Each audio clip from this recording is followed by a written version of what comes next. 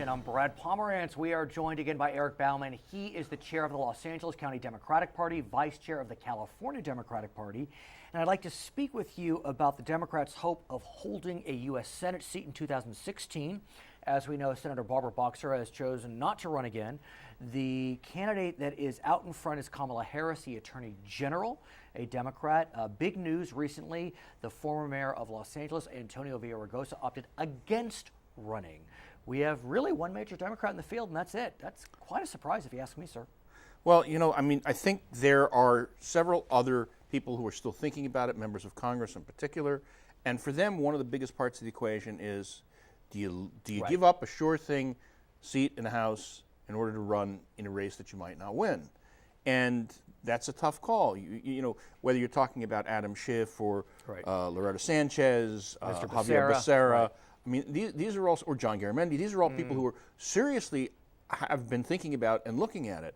At the end of the day, I don't know what they do. Nobody's been whispering in my ear. Right. But I don't believe that. You're just not telling us what the whispers are. As each day passes, the Attorney General is building up her base of endorsements across the state. She's raising money. But what is it about her that makes her appear so formidable? I mean, remember, this is someone who barely won her first race for statewide office. I mean, that was a recount that went on forever, and she pulled ahead. Admittedly, she won handily recently for re-election. You know, she comes from San Francisco. There are lots of things that one could say about her that would seem to make her vulnerable, but yet not. She's smart, she's poised, she's got good political instincts, she's got a hell of a team behind her, and she's built up quite a record as Attorney General, focusing on issues for consumers that are important to Californians, and things like sex trafficking that have a disparate impact on immigrants.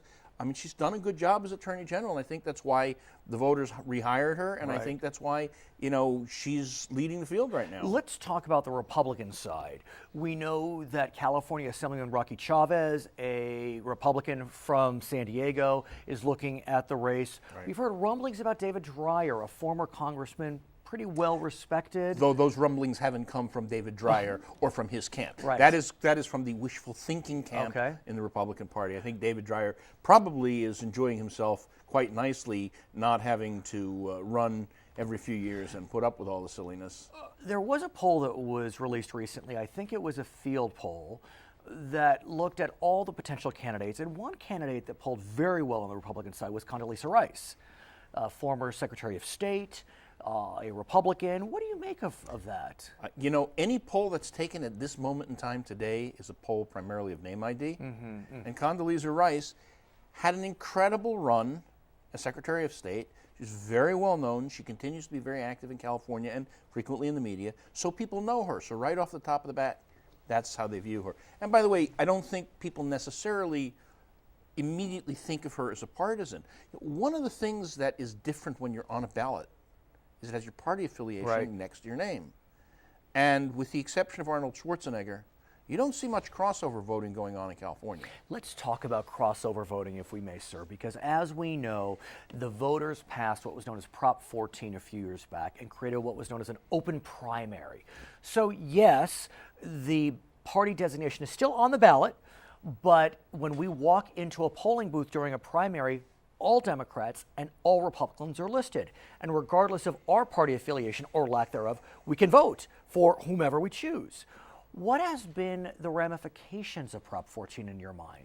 Well, I want to say that the people who sold us the bill of goods about the open primary, and by the way, the Democratic Party opposed it from the Right. beginning, said that this would lead to moderation in who got elected, that this would cause independent candidates to run for office and become elected, that it would change the dynamic.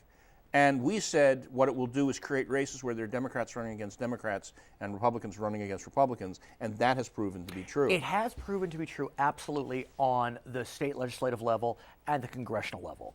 It has not proven to be true, though, on the statewide level. You know, there were lots of rumblings. For example, there was a perception that John Perez and Betty Yee would meet up again in the November general election for state controller. That didn't happen. I believe in every single statewide constitutional race, it was still Democrat versus Republican in 2014. Secretary of Public Instruction, Superintendent of Public That is a Instruction. nonpartisan office. Correct. Right. I'm not sure that's the reason that dynamic happened that way. I think that's the way those races were structured. First of all, you had incumbents running who didn't have opponents of their own party that were strong. In the case of the controller's race, you had a very odd dynamic of 4 candidates, 2 Democrats and 2 Republicans, who were strong. Right. And how the dice got tossed really changed it. Because if you remember how that vote was going, for the first half of the night, it actually looked like the second person in the race would be the Republican guy whose ballot designation said chief financial officer. Right. So I'm not sure that we have enough to test on that. Fair enough. But that being said, we talk about dem, reap in general elections. You don't have a sense that the Democrats being elected are more moderate and the Republicans being elected likewise come from the moderate wing as a result of open primaries? No, what I think has actually happened is that business interests who for years have been spending their money trying to elect Republicans in a state that doesn't like to elect Republicans have figured out that they could put their money behind Democrats who are generally socially progressive and fiscally moderate. So that must make you happy. And in certain districts, they can win like that. I want to also, but they're putting their money into Democrats, whereas they used to put their money into Republicans. I want to talk about another reform that we've seen in our state through Prop 11 and Prop 21. What that reform did is it took away the power of the legislative branch to draw lines for legislative offices as well as the Board of Equalization, both state and congressional, and gave it to an independent commission run out of the state auditor's office.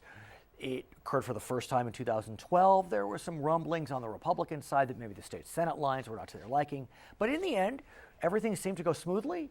And here we are today. What do you make of how this new reform has fallen down or come through? Well, the good news is objectively reapportioning California works out very well for Democrats because where the population is growing and changing, those demographics favor Democrats. Okay. That said, the capacity for there to be foolishness from the so-called independent commission is always high, and they're not accountable to anybody. But it didn't happen this time. Is that fair? It didn't happen this time. But as you know, there's an interesting challenge to a similar law in Arizona that is going before the U.S. Supreme Court, which has the potential to, at least on the congressional side of this, throw out the redistricting reform in Arizona and in California and a few other states, and force it to go back to being drawn by the legislature because the Constitution says shall be done by the legislature of the state, and it uses the word legislature in specific.